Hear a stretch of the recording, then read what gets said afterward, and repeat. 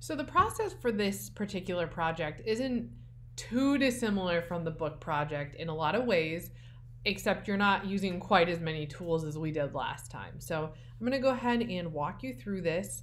Again, I think if you can complete that book project, you've got this one. As a disclaimer, the images that I'm using for this demo piece are images that a former student submitted. So I'm going to go ahead and show you how you're going to collage them. This particular student actually used selective color to highlight their images.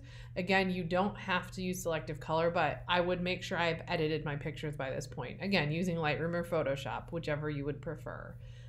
If you do want to use selective color, again, that's in Module 6 in the black and white photography. So the very first thing I'm going to do is I'm going to hit a Create New button, and I'm going to go to Print, again, this tab at the top, and I'm going to select Tabloid. So I'm going to change it. This is just a kind of a short and sweet way to get to those dimensions. I want it to be a horizontal piece this time, so when I go to orientation, it should read 17 inches by 11 inches. If you want to print this, you leave this at 300 pixels per inch. I know that I'm not going to print this image, so I'm going to make it a smaller file size by doing 150 pixels per inch. That is up to you. You can actually change the background color before you even start by, again, it has white back or black or background color. If you click on this little square here, it'll let you choose from the color picker what you want your background to be. In general, I usually leave it as white because it's easy to change afterwards. Now I'm going to hit Create, and now I have my document. After I reach this screen, I'm going to go ahead and open my images. So click under File, Open. This is under ABCs of Looking, and I'm just going to go ahead and click on all of them at the same time. I just have to hit Shift, click on my images, and I can open them all at the same time. Alrighty, so now I have the word, here's my P, here's my A, here's my R, and here's my K. What I want to do, so you see they opened in my separate windows again. Again, after a while, this becomes second nature. I'm going to take it out of the tab at the top. I'm going to go back to my main file. I move this over just a hair. I click back on the image that I want to put into my main file. And you can see, oh no, there's nothing happening on that background layer.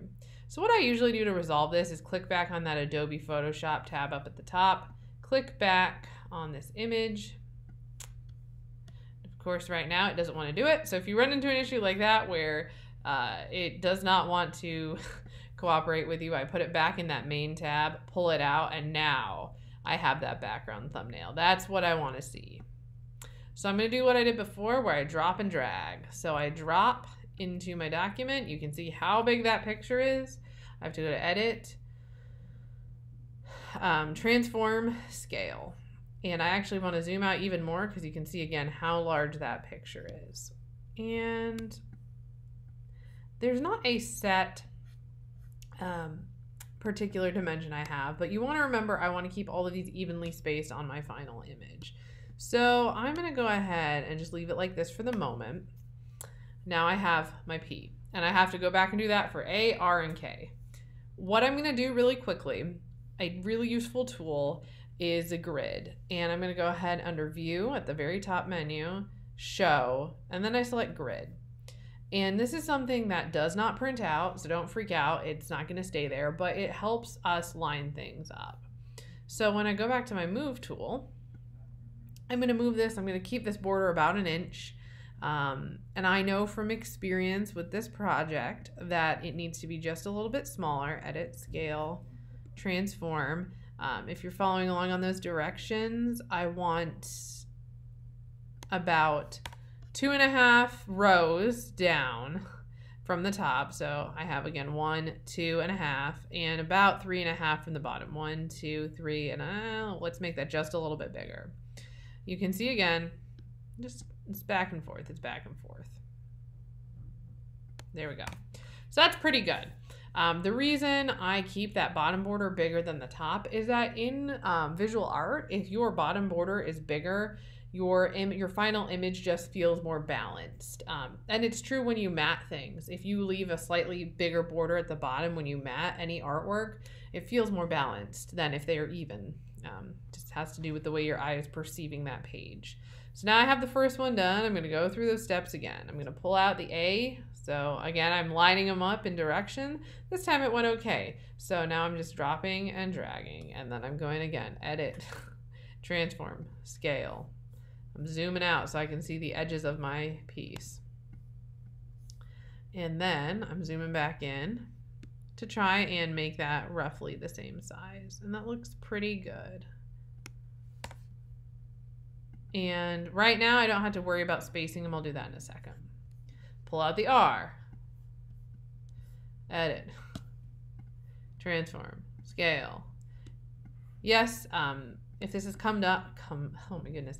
Yes, if this comes up, you can use the free transform. I think this is just a personal preference. I like the control I get when I just go to edit, transform, scale. All right, and then a K. And hopefully, you know, by this time, you're feeling more comfortable with assembling things in Photoshop. I know that book project takes a little bit of work, but again, I think it's an important skill to have in any digital project. All right. Everything looks about the same. When I go to place these, and they're on, you know, 4 different layers, I have a 1-inch border here on the left. I'm going to go ahead and do a 1-inch border on the right. So you can see what happens is that this pink line appears. If you can look at my last one, my second, and my third, that means those are all lined up correctly at the bottom. If I want to make sure this is lining up, now I just pulled that down just a little, and we may have to go and fix just a couple. It's fine. But now that's lined up at the bottom. You see that pink line forms. Those are guidelines. So again, those help me when I'm lining things up. Now I'm going to, again, keep those guidelines, and I'm going to start moving my objects around. And you'll see, I want it to be slightly bigger. When things are the same distance apart, and I have to sometimes play with that, you'll see that these 2 pink bubbles appear, telling me that's 0.513 inches apart. That's 0.513 inches apart. Well, again, I want them all to be roughly, there we go. I'm getting closer. I want them to be about the same distance. So I'm going to move this over just a hair. I'm going to go ahead and shift my 2 main photographs to try and get these borders even. So you'll see, like, this is really where I find I spend a lot of time looking for those to come to be the same size.